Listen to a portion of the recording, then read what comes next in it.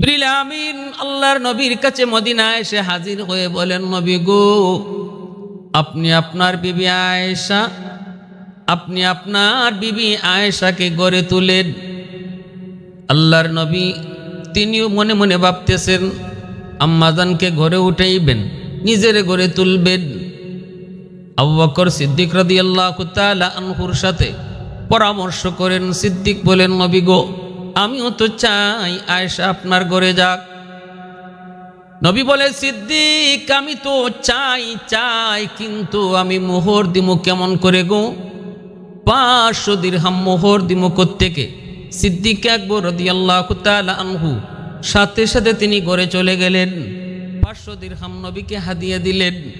আল্লাহর নবী এই হাদিয়াটাই আম্মাজানের মোহর হিসাবে আবার দিয়ে দিলেন। এরপরে নবীজি আম্মাজানকে নিজের ঘরে উঠাইলেন। এবার আম্মাজানের পক্ষ থেকে অনেকগুলি রওয়ায়াত বর্ণিত হয়েছে, অনেকগুলি বর্ণনা নবীজির সাথে তার ঘর সংসার কেমন ছিল, মহব্বত কেমন ছিল। তিনি বলেন, ছোট্ট একটি ঘর, মাথার উপরে খেজুর পাতার ছাউনি, এই ছাউনির উপরে যেন বৃষ্টির পানি ভিতরে না পড়তে পারে ছোট্ট একটা কাপড় চাদর সেই ছাউনির উপরে দেওয়া হয়েছিল। এই ছোট্ট ঘর, কুড়ে ঘর, মাটির ঘর, এই মাটির ঘরটাতে ছিল না কিছুই, কিন্তু ঘর ভরা একটা জিনিস ছিল গো, সেই জিনিসটার নাম হলো ভালোবাসা। আমি আল্লাহর নবীর কাছ থেকে বুক ভরা ভালোবাসা পেয়েছি। মকমলের বিছানা পাই নাই, সোফা পাই নাই, এসি পাই নাই, কিন্তু ভালোবাসা পেয়েছি, বুক ভরা ভালোবাসা পেয়েছি। আল্লাহর নবী আমাকে কি পরিমাণ ভালোবাসতেন। নবী আমার যেই গ্লাসটাতে আমি পানি পান করতাম, আল্লাহর নবী বলতেন, আয়েশা অর্ধেকটা পানি আমারে দিও, পুরাটা খায়ও না।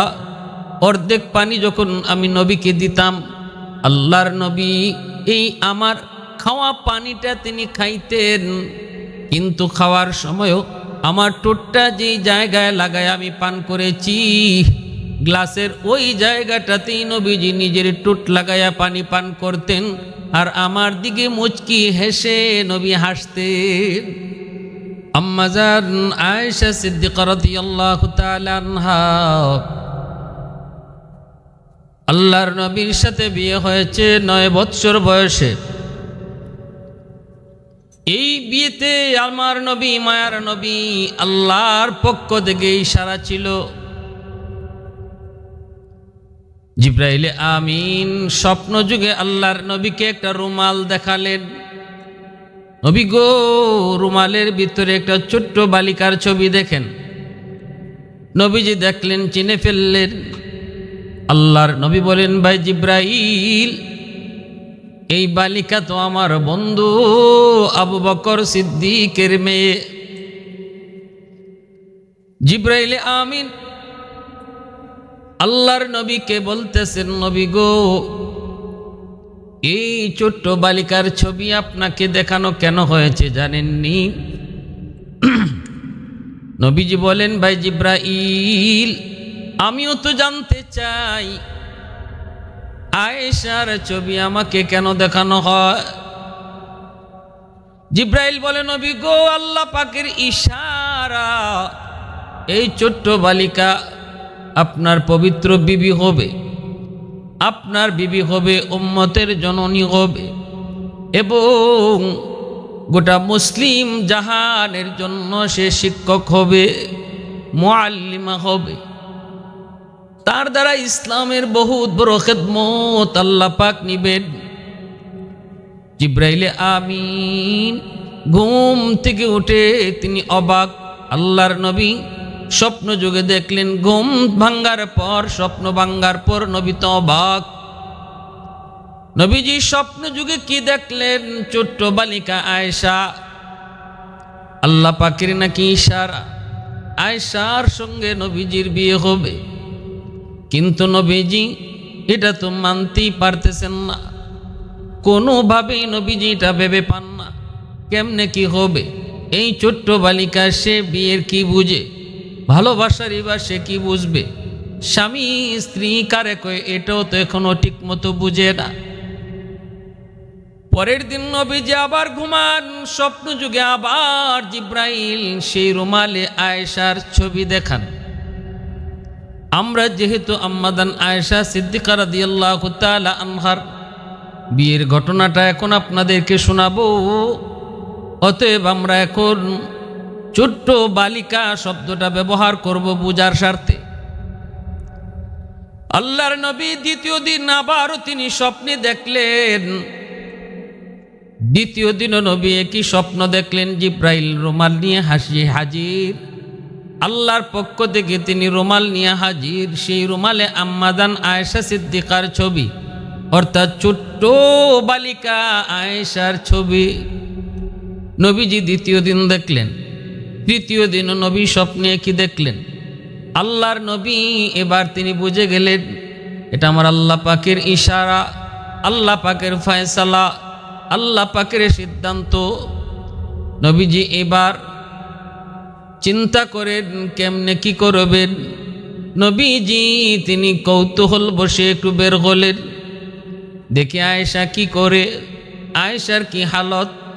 কাউকে কিছুই নবী বলেন না, স্বপ্নের কথাও নবী কাউকে জানান না। আল্লাহর নবী গেলেন আবু বকর সিদ্দিক রাদিয়াল্লাহু তাআলা আনহুর তালাশে তার বাড়িতে। মনে মনে ইচ্ছা হলো আয়েশার একটু দেখব।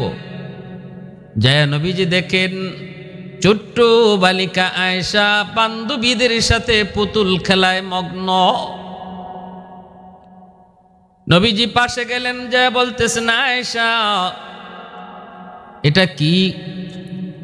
নবীজি পুতুলটা, একটা পুতুল হাতে নিয়ে নবী বলতেছেন আয়েশা এটা কি? ছোট্ট বালিকা আয়েশা বলতেছেন নবী গো এটা আমার ঘোড়া। আল্লাহর নবী বলেন আয়েশা ঘোড়ার আবার পাখা হয় কেমনে? ছোট্ট বালিকা আয়েশা জবাব দেয় নবী গো আপনি কি জানেন না পয়গম্বর সুলাইমান আলাইহিস সালামের ঘোড়ার পাখা ছিল। আল্লাহর নবী তখন এমন ভাবে নবী মুচকি হাসলেন, নবীজির দাঁত মুবারক বের হয়ে গেল। পরবর্তীতে আম্মা জান তিনি নিজেই এই কথাটা বর্ণনা করেছেন। নবীজি ওই সময়ে এমন ভাবে হাসলেন, আম্মা জান বলেন নবীর দাঁত মুবারক পর্যন্ত দেখা গেল। এবং নবীজি বুঝে গেলেন এই ছোট্ট বালিকা আয়েশা তার কি পরিমাণ মেধা, কি পরিমাণ গুণ, কি পরিমাণ সৎসাহস। এক কথার দ্বারা নবীজি বুঝতে কোনো বাকি রইল না গো, কেন আল্লাহ পাক এই ছোট্ট বালিকাকে এই উম্মতের মা বানাইতে চান। মেধা, প্রখরতা, বুদ্ধিমত্তা আল্লাহ নবীর কাছে স্পষ্ট হয়ে উঠল। আল্লাহর নবী রহমতের নবী এদিন দেখলেন, নবীজি চলে আসলেন। আল্লাহর নবী এবার ভাবতেছেন কেমন করে তিনি বিয়ের প্রস্তাব দিবেন, কার মাধ্যমে দিবেন।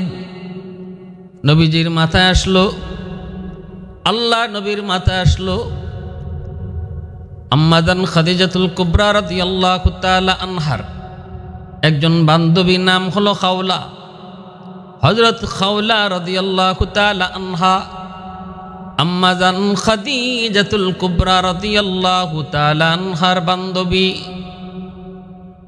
আল্লাহর নবী খাওলাকে ডাকলেন, খাওলাকে ডেকে নবী স্বপ্নের কথা সব শোনাইলেন আর বললেন খাওলা আমি কেমন করে নিজে বিয়ের প্রস্তাব দিব, আর এটা কেমনে কি হবে। আয়েশা তো এখনো বিয়ের কিছুই বুঝে না, অথচ আমার আল্লাহ পাকের মানসা, আল্লাহ পাকের ইচ্ছা আয়েশার জন্য যেন আমি বিয়ের প্রস্তাব দেই। জিব্রাইল আমাকে পরপর 3 দিন রুমালের মধ্যে আয়েশার ছবি দেখাইছেন। ও খাওলা তুমি আমার পক্ষ থেকে আবু বকরের স্ত্রী আয়েশার মা উম্মে রুমানের কাছে যায় বিয়ের প্রস্তাবটা তুমি পাঠাও। আবু বকরের কাছেও আমার পক্ষ থেকে বিয়ের প্রস্তাব পাঠাও। খাওলা তিনি গেলেন সিদ্দিক আকবর রাদিয়াল্লাহু তাআলা আনহুর বাড়িতে।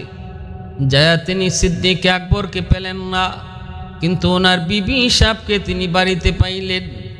সালাম দিয়া বসলেন, কথা বললেন। এরপরে তিনি বলতেছেন, ও উম্মে রুমান, আমি একটা প্রস্তাব নিয়ে এসেছি।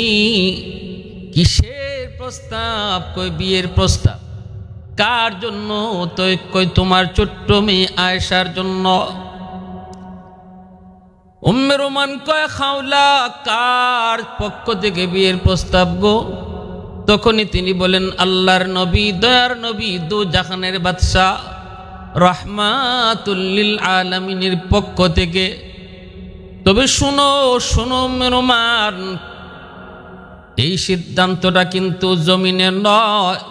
আয়েশার সাথে নবীর বিয়ের সিদ্ধান্তটা হয়েছে আসমানে। একদিন নয়, পরপর 3 দিন আল্লাহ জিব্রাইলকে পাঠায়া আয়েশার ছবি রুমালের মাধ্যমে নবীরে দেখাইছেন। এটা আল্লাহর সিদ্ধান্ত। এবার তুমি বলো। বলা মাত্রই উম্মে রুমান তিনি সিজদায় পড়ে আল্লাহর শুকরিয়া আদায় করেন। এ তো আমার জন্য খুশনসিব, আমার জন্য খুশনসিব। এখান থেকেই পরিষ্কার বুঝে আসে তৎকালীন সময়ে ছোট্ট মেয়েদের বিয়ে শাদী তাদের সামাজিক রুসুমের রেওয়াজের মধ্যে স্বাভাবিক ঘটনা ছিল। আমাদের সমাজের মতো যদি হইতো তাহলে মার আসমান ভাঙ্গিয়া মাথাত পড়তো। কইতো এটা কেমন কথা, আমার ছোট্ট মেয়ে এখনো তো বিয়ের কিছুই বোঝে না, কোন বিবেকে তুমি বিয়ের প্রস্তাব দিয়েছ? কিন্তু না না, ওই সময়টাতে ছোট্ট মেয়েদের বিবাহ শাদী তাদের সমাজে প্রচলন ছিল, যার কারণে তিনি অবাক হন নাই, বরং শুকরিয়া আদায় করে আল্লাহর কুদরতি কদমে সেজদায় পড়লেন। শুধু তাই নয় গো, আমার নবী রহমতের নবী আম্মাদান আয়েশা সিদ্দিকা রাদিয়াল্লাহু তাআলা আনহার বয়স যখন 9 বছর তখন বিয়ে করলেন। আবু জাহেল নবীকে কত অপবাদ দেখ, নবীর বিরুদ্ধে কিভাবে লাগলো। মুনাফিকের দল নবীর বিরুদ্ধে কত চেষ্টা করলো নবীর চরিত্রে কলঙ্ক দেওয়ার জন্য, আল্লাহর নবীকে মানুষের কাছে হেয় করার জন্য, ছোট করার জন্য। আল্লাহর নবীর বিরুদ্ধে কত কথাই না ওরা বলেছে, কিন্তু কোনো কিতাবে এমন কোনো কথা পাওয়া যায় না।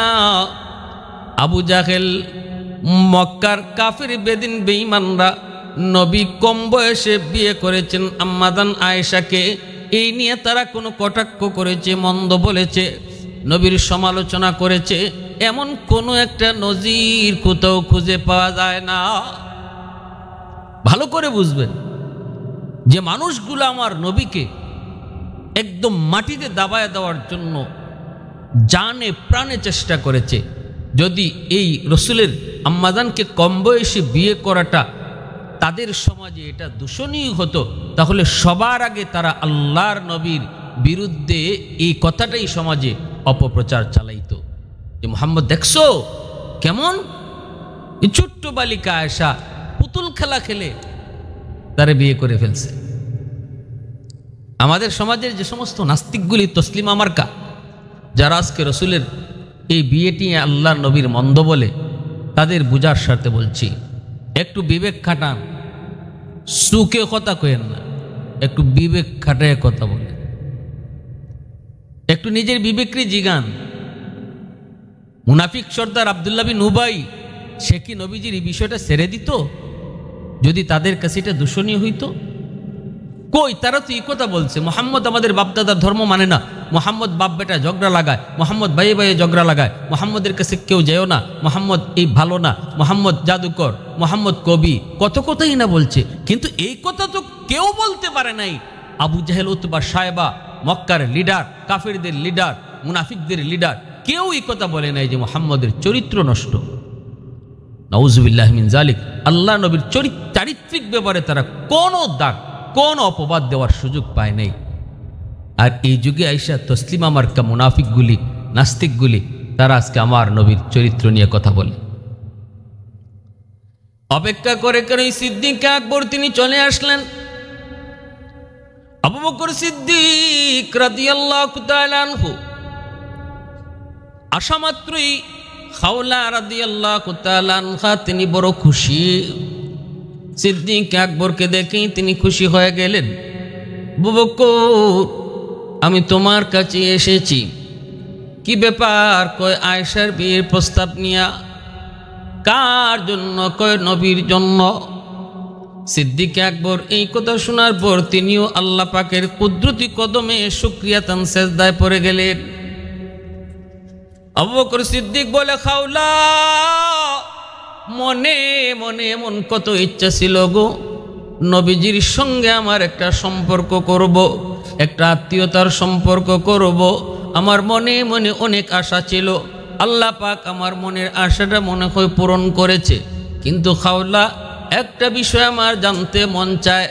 নবী তো আমাকে ভাই ডাকেন, আল্লাহর নবী তো আমার সম্পর্কে ভাই, অতএব আয়েশা তো নবীজির বাতিজি। এই বিষয়টা কিভাবে কেমনে কি হবে? চাচা বাতিজির মধ্যে বিয়ে হয় কি হয় না, এই বিষয়টা আমার ক্লিয়ার নয়। খাওলা নবীর কাছে জানতে চাইলেন। আল্লাহর নবী বলেন, খাওলা যায় বলো, আয়েশা আমার আপন বাতিজি নয়, আপন রক্তের ভাতিজি।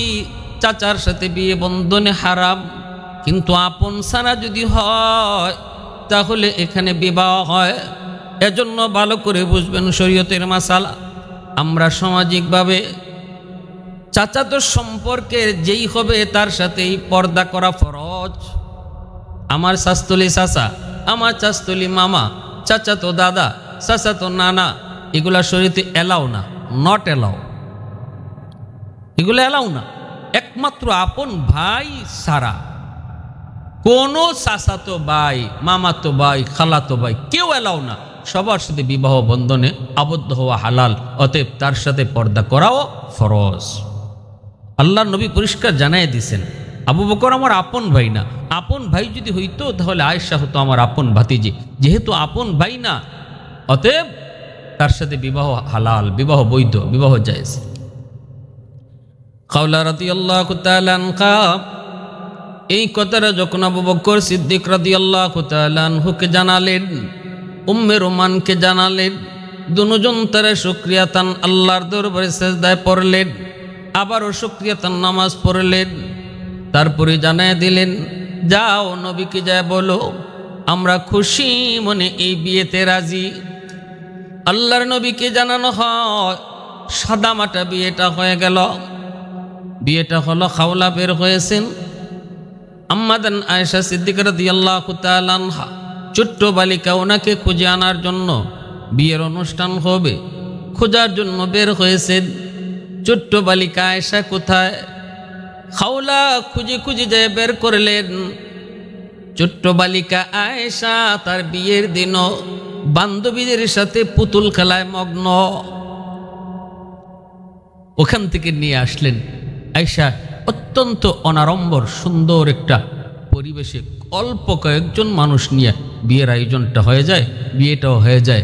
আবু বকর সিদ্দিক রাদিয়াল্লাহু তাআলা আনহু নিজে বিয়ের খুতবা পড়েন, 500 দিরহাম মোহর ধার্য করে নবীজির সাথে বিয়ে হয় আম্মাদান আয়েশা সিদ্দিকা রাদিয়াল্লাহু তাআলা আনহার। আল্লাহ রাসূল সাল্লাল্লাহু আলাইহি ওয়াসাল্লাম বিবাহের পর আম্মাদানকে উঠায় নেন নাই, বাবার বাড়িতে রেখে দিয়েছেন। বিয়া কারে কয় আম্মাদান কিছুই বুঝলেন না।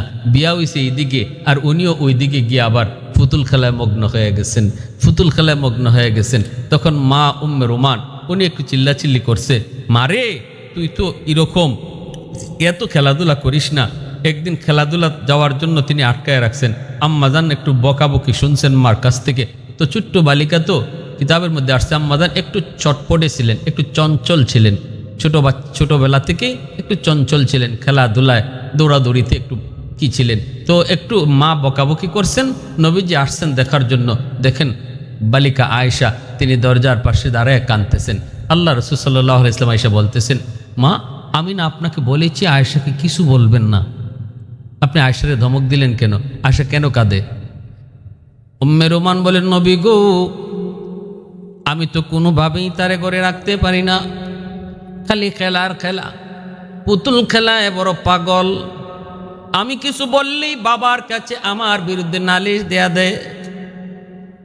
কিছু বলি নাই গো নবী, কয়েকটা কথা কইছি, খালি যেও না, এমনি অভিমান করে কান্না শুরু করেছে। আল্লাহর নবী মুচকি হেসে বলেন, অনুরোধ করে গেলাম আপনাকে, অন্তত আমার খাতিরে আয়েশারে কিছু বলবেন না। খেলতে মন চায়, খেলার সুযোগ দিবেন। এভাবেই আল্লাহ রসুল সাল্লাল্লাহু আলাইহি ওয়াসাল্লাম একসময় হিজরতের আদেশ পেয়ে গেলেন। রসুল করিম সাল্লাল্লাহু আলাইহি ওয়াসাল্লাম মক্কা থেকে মদিনায় হিজরত করবেন। আবু বকর সিদ্দিক রাদিয়াল্লাহু তাআলা আনহুকে নিয়ে আল্লাহ রসুল প্রস্তুত হলেন। রসুল রেডি হয়ে গেলেন, গারে সুরে অবস্থান করলেন 3 দিন 3 রাত। আল্লাহ রসুল সেখান থেকে মদিনায় রওনা দিলেন। নবীজি মদিনায় চলে আসছেন। আল্লাহ নবী মদিনায় আসার পর আবু বকর সিদ্দিক রাদিয়াল্লাহু তাআলা আনহু সহ তার পরিবার সবাইকে আবার মদিনায় নিয়ে আসছেন। হযরত জিবরিল আমিন আল্লাহর নবীর কাছে মদিনায় এসে হাজির হয়ে বলেন, নবী গো, আপনি আপনার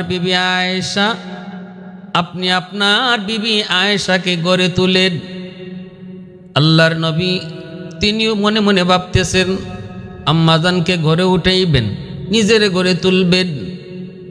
আবু বকর সিদ্দিক রাদিয়াল্লাহু তাআলা আনহুর সাথে পরামর্শ করেন। সিদ্দিক বলেন, নবী গো, আমিও তো চাই আয়েশা আপনার ঘরে যাক। নবী বলে, সিদ্দিক, আমি তো চাই, কিন্তু আমি মোহর দিমু কেমন করে গো? 500 দিরহাম মোহর দিমু কোত্থেকে? সিদ্দিক আকবর রাদিয়াল্লাহু তাআলা আনহু সাথে সাথে তিনি ঘরে চলে গেলেন। 500 দিরহাম নবীকে হাদিয়া দিলেন। আল্লাহর নবী এই হাদিয়াটাই আম্মাজানের মোহর হিসাবে আবার দিয়ে দিলেন। এরপরে নবীজি আম্মাজানকে নিজের ঘরে উঠাইলেন। এবার আম্মাজানের পক্ষ থেকে অনেকগুলি রওয়ায়াত বর্ণিত হয়েছে, অনেকগুলি বর্ণনা নবীজির সাথে তার ঘর সংসার কেমন ছিল, মহব্বত কেমন ছিল। তিনি বলেন, ছোট্ট একটি ঘর, মাথার উপরে খেজুর পাতার ছাউনি, এই ছাউনির উপরে যেন বৃষ্টির পানি ভিতরে না পড়তে পারে, ছোট্ট একটা কাপড় চাদর সেই ছাউনির উপরে দেওয়া হয়েছিল। এই ছোট্ট ঘর, কুড়ে ঘর, মাটির ঘর, এই মাটির ঘরটাতে ছিল না কিছুই, কিন্তু ঘর ভরা একটা জিনিস ছিল গো, সেই জিনিসটার নাম হলো ভালোবাসা। আমি আল্লাহর নবীর কাছ থেকে বুক ভরা ভালোবাসা পেয়েছি। মকমলের বিছানা পাই নাই, সোফা পাই নাই, এসি পাই নাই, কিন্তু ভালোবাসা পেয়েছি, বুক ভরা ভালোবাসা পেয়েছি। আল্লাহর নবী আমাকে কি পরিমাণ ভালোবাসতেন। নবী আমার যেই গ্লাসটাতে আমি পানি পান করতাম, আল্লাহর নবী বলতেন, আয়েশা, অর্ধেকটা পানি আমারে দিও, পুরাটা খায়ও না। অর্ধেক পানি যখন আমি নবীকে দিতাম, আল্লাহর নবী এই আমার খাওয়া পানিটা তিনি খাইতেন, কিন্তু খাওয়ার সময়ও আমার ঠোঁটটা যেই জায়গায় লাগায় আমি পান করেছি, গ্লাসের ওই জায়গাটাতেই নবীজি নিজের ঠোঁট লাগায়া পানি পান করতেন, আর আমার দিকে মুচকি হেসে নবী হাসতেন। শুধু তাই নয়, গোশত খেয়েছি। নবীজি বলে, আয়েশা, হাড্ডির গোশতটা সব চাবায় খেও না, আমাকে কিছু দিও। আমি যদি হাড্ডির গোশত নবীকে দিতাম, মায়ার নবী আমি যেখানে লাগে দাঁত লাগায়া কামড় দিয়েছি, ওই জায়গাটাতে তিনি কামড়ায় গোশত খাইতেন, আর মহব্বত তিনি বুঝাইতেন, ভালোবাসা তিনি বুঝাইতেন। আমি আল্লাহর নবীকে আমার জানের চেয়েও বেশি মহব্বত করতাম। ভালোবাসা ছিল কি পরিমাণ মধুর সম্পর্ক ছিল। ভাইরা বন্ধুরা, রসুল যখন মসজিদের দিকে যাইতেন, আম্মাজান একবার ওযু করেন, নবীজি মসজিদে যাইতেছেন, আল্লাহর নবীকে তিনি পানি ছিটা দিছেন, নবীজি মুচকি হেসে চলে গেছেন। আল্লাহর নবী ছোট্টবেলা আম্মাজানকে নিয়ে তিনি দৌড় প্রতিযোগিতাও দিয়েছেন, এমন একটা জায়গা যেখানে কেউ নাই। নবীজি বলছেন, আয়েশা, চন্দনী রাত, চলো আমরা দৌড় প্রতিযোগিতা দেই, কে আগে চলে যায়। আম্মাজান বলেন, আমি পাতলা ছিলাম, ছোট্ট ছিলাম, আমি নবীর আগে চলে গেলাম, আমি জয়ী হলাম। নবীজি তখন বলেছিলেন, আয়েশা আরেকবার দৌড় প্রতিযোগিতা হবে, তবে আজ নয়। যেদিন আমি ভারী হয়ে গিয়েছি, আমার যখন বয়স বেড়ে গিয়েছে, কোনো একদিন আবার এই চাঁদনি রাতে এই রাস্তা দিয়ে আমি আর রসুল কোথাও যাইতেছিলাম। আয়েশা মনে আসেনি, আজ থেকে কয়েক বৎসর আগে এই জায়গায় এই সমতল ভূমিতে তোমাকে নিয়ে আমি দৌড় প্রতিযোগিতা দিয়েছিলাম, তুমি জয়ী হয়েছিলে। আজ চলো আবার প্রতিযোগিতা করি। আম্মা জান বলেন, আমি ওই দিন ভারী হয়ে গেছি, দৌড় দিয়েছে নবীর সঙ্গে। নবী আমাকে পিছনে রেখে আগে চলে গেছেন।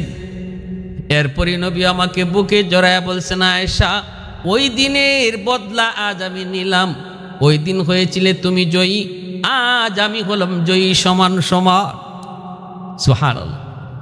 ভালোবাসা বিয়ের আগে নয়, ভালোবাসা হবে বিয়ের পরে স্ত্রীর সাথে। আল্লাহ নবীর এই আদর্শ।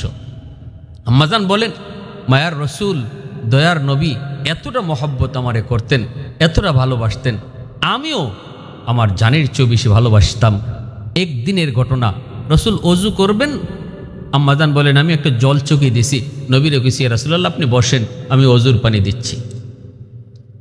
ওই জল চকিটা নবীজি যখন বসাইবেন, বসানোর সময় জল চকি আম্মাজান আয়েশা সিদ্দিকা রাদিয়াল্লাহু তাআলা আনহার একটা আঙ্গুলের উপর পড়ে গেল। আম্মাজান পা সরাইতে পারেন নাই, নবীজি জল চকিতে বসে পড়লেন। বসা মাত্রই আম্মাজানের পার আঙ্গুলটা একদম থেতলে গেল। কিন্তু আম্মাজান উফ শব্দটা বলেন নাই গো, আহ শব্দটাও বলেন নাই। কারণ এখন যদি উফ বলেন তাহলে নবীজি জল চকি থেকে উঠতে হবে, নবীজি মনে কষ্ট পাবেন। এতটুকু কষ্ট আমি আয়েশা নবীকে দিতে পারবো না। প্রয়োজনে আমার আঙ্গুল সেচে যাক, আমার আঙ্গুল থেকে রক্ত বের হোক, তবু আমি নবীকে এই কথা বলবো না, নবীকে আপনি একটু উঠেন। আল্লাহ নবীকে অজুর পানি দিতেছেন, নবীজি তো এইদিকে জানেন না আম্মা জানের পায়ে থেকে রক্ত। আল্লাহ নবী তো টের পান নাই, টের পাওয়ার কথাও না। নবীজিকে অজু দিতে অজুর পানি গড়ে দিতেছেন। অজুর পানির সাথে নবীজি দেখতে পেলেন রক্ত পানির সাথে যাইতেছে। আল্লাহর নবী তো অবাক হয়ে গেলেন, ঘটনা কি, অজুর পানির সাথে রক্ত কেন? নবীজি এবার চমকে উঠলেন, পিছনের দিকে তাকাইলেন, দাঁড়ায় গেলেন।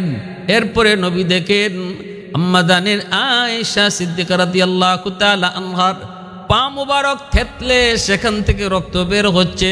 নবীজি সাথে সাথে জল চকিটা সরাইলেন। নবীজি বলতেছেন, আয়েশা, ও আয়েশা, এত কষ্ট তুমি কেন করলা? তোমার পায়ের উপরে আমি জল চকি নিয়ে বসে পড়েছি, এই জিনিসটা তুমি আমাকে একবারও বললা না কেন? আমি এত কষ্ট তোমাকে দিলাম, কেন তুমি আমাকে বললা না? রক্ত বের হচ্ছে। আম্মাজান তখন চোখের পানি মুছেন আর বলেন, নবী গো, কিসের পার কিসের হাত? আমি আয়েশার কলিজার মধ্যেও যদি আপনার জল চকি বসতো আর আমার কলিজা ছিদ্র হয়ে যেত, তবু আমি আপনাকে উঠেন গো নবী এই কথা বলে কষ্ট দিতাম না। আল্লাহু আকবার। मोहब्बत काके बोले?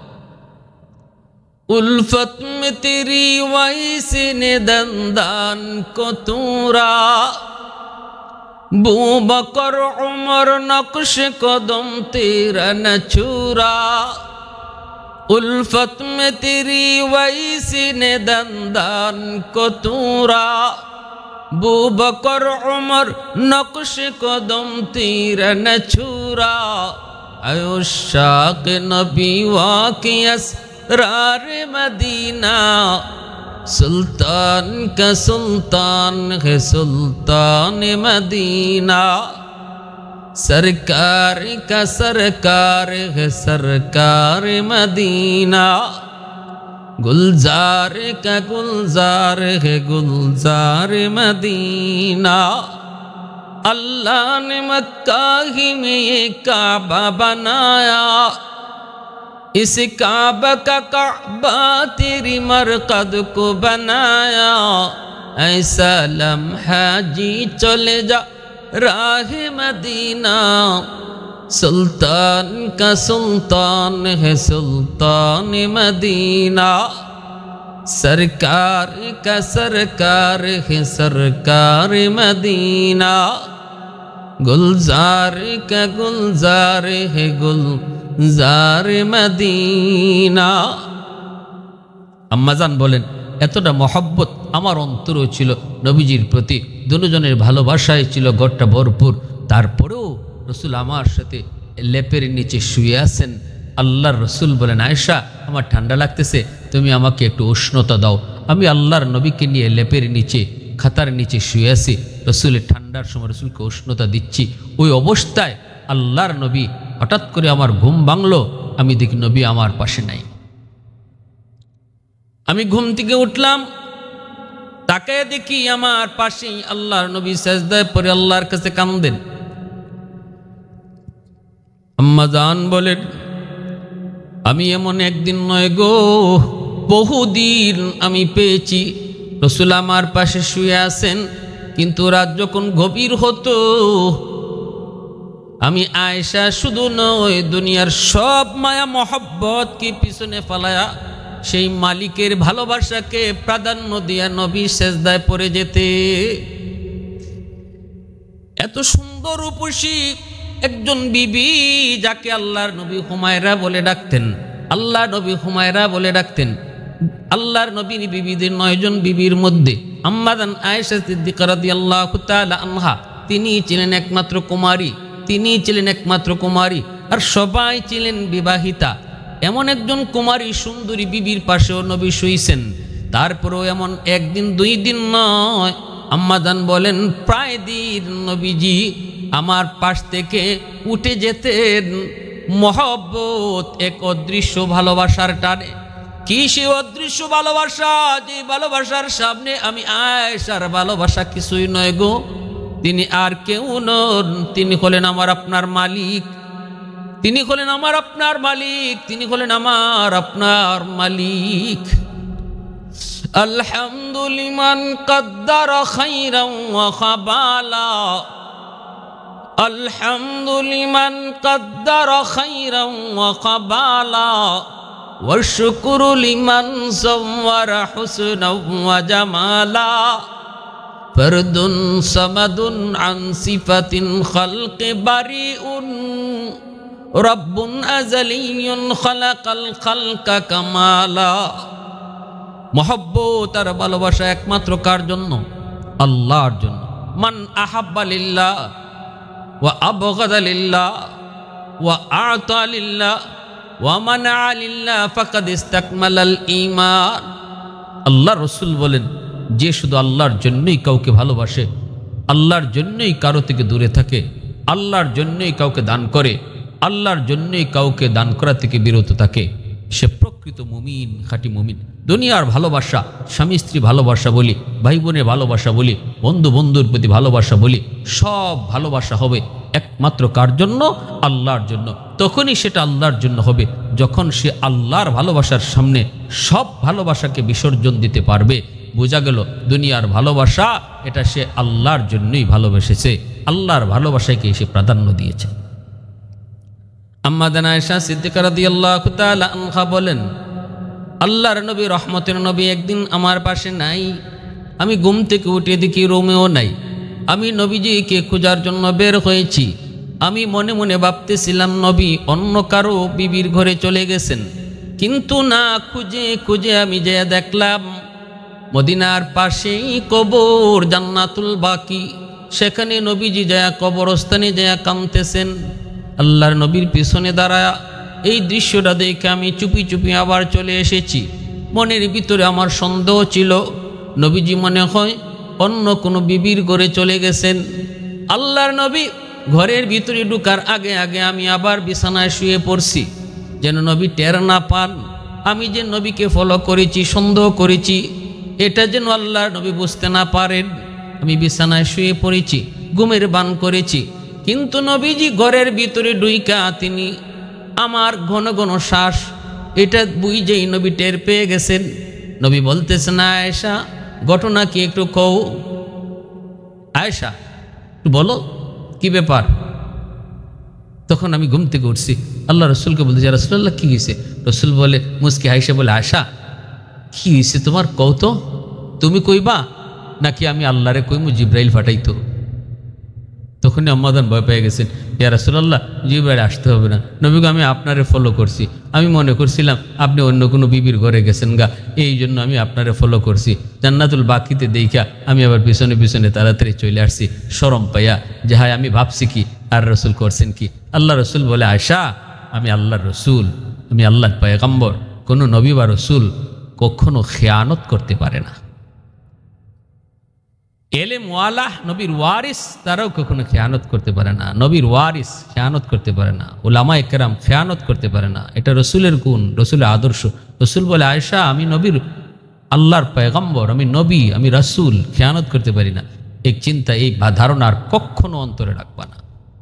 তাহলে আল্লাহ রসুল সাল্লাল্লাহু আলাইহি ওয়াসাল্লামের সাথে আম্মাজানের ভালোবাসা ছিল, কিন্তু সব ভালোবাসার উপরে সবচেয়ে বড় ভালোবাসা, সবচেয়ে বেশি ভালোবাসা ছিল রসুলের আল্লাহর সাথে, মালিকের সাথে, মাবুদের সাথে। এই অবস্থায় সংসার কেটেছে আল্লাহর নবীর সাথে। আম্মাজান আয়েশা সিদ্দিকা রাদিয়াল্লাহু তাআলা আনহা কোন সন্তান হয় নাই। নবীজির যত সন্তান হয়েছেন সব সন্তান আম্মাজান খাদিজাতুল কুবরা রাদিয়াল্লাহু তাআলা আনহার গর্ভ থেকে। আল্লাহ রসুলের ইন্তেকাল হয়েছে আম্মাজানের কুলে। আম্মাজান আয়েশা সিদ্দিকা রাদিয়াল্লাহু তাআলা আনহার কুলে নবীজির ইন্তেকাল হয়েছে। নবীজি মরজে মৌত, আম্মাজান আয়েশা সিদ্দিকার কুলে বসা, কুলে শুয়ে আছে। ওই অবস্থায় নামাজ শুরু হয়ে যাবে। রসুল মদিনা মসজিদে যেতে পারেন না, আল্লাহ রসুল উঠতে পারেন না, এত অসুস্থ। রসুল বলেন, আমার অনুপস্থিতিতে আমার আবু বকরকে নামাজ পড়তে বলো, আমার আবু বকরকে নামাজ পড়াইতে বলো। আম্মাজান বলতেছিল, রাসূলুল্লাহ আপনার জায়গায় আমার আব্বা পারবেন না, আব্বার দিল নরম। রসুল বলে, আয়েশা আমি যা বলেছি এটাই সিদ্ধান্ত, আমার আবু বকর নামাজ পড়াও। সিদ্দিক আকবর নামাজ পড়াইছেন। আল্লাহ রসুল জানালা দিয়ে তাকায় তাকায় দেখছেন আর আল্লাহর শুকরিয়া আদায় করেছেন, মালিক আমি দুনিয়া থেকে বিদায়ের পর আমার উম্মত কিভাবে নামাজ পড়বে, কিভাবে চলবে, এটা তুমি আমার নিজের চোখে দেখাইছো। শুকরিয়া আল্লাহর দরবারে। রসুল আম্মাজানের ঘরে ইন্তেকাল করেছেন। আল্লাহ রসুল সাল্লাল্লাহু আলাইহি ওয়াসাল্লাম আম্মাজানের কোলে তিনি ইন্তেকাল করেছেন। এরপরে আল্লাহ রসুল সাল্লাল্লাহু আলাইহি ওয়াসাল্লাম ইন্তেকালের পর আম্মাজান আয়েশা সিদ্দিকা রাদিয়াল্লাহু তাআলা আনহা তিনি আরও দীর্ঘদিন বেঁচে ছিলেন। এমনকি জঙ্গে জমলে তিনি অংশগ্রহণ করেছিলেন। হযরত আমির মুআবিয়া রাদিয়াল্লাহু তাআলা আনহুর পক্ষে যুদ্ধে তিনি অংশগ্রহণ করেছিলেন। অনেকেই বলেছেন এই অনুতপ্তটাই ওনাকে শেষ বয়স পর্যন্ত কষ্ট দিয়েছে। এই যুদ্ধে কেন আমি অংশগ্রহণ করলাম, যেহেতু দুটা পক্ষই মুসলমানের পক্ষ ছিল। শেষ পর্যায়ে তিনি একদম একাকিত্বটাকেই খুব বেশি পছন্দ করতেন। মানুষজন ওনার কাছে আসুক, প্রশংসা করুক, এটা তিনি পছন্দ করতেন না। অসুস্থ অবস্থায়ও তিনি চাইতেন না কেউ আসুক।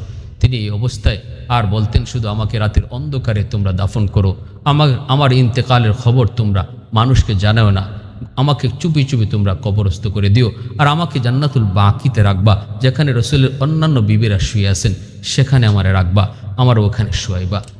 ওই জায়গাতেই আম্মাজানকে শোয়ানো হলো। সেই জান্নাতুল বাকি মদিনার কবর, এখানে নবীজির মেয়ে ফাতেমা রাদিয়াল্লাহু তাআলা আনহা তিনি যেমন শুয়ে আছেন, নবীজির অন্যান্য বিবিরা যেমন শুয়ে আছেন, আম্মাজান আয়েশা সিদ্দিকা রাদিয়াল্লাহু তাআলা আনহা তিনি এখানে শুয়ে আছেন।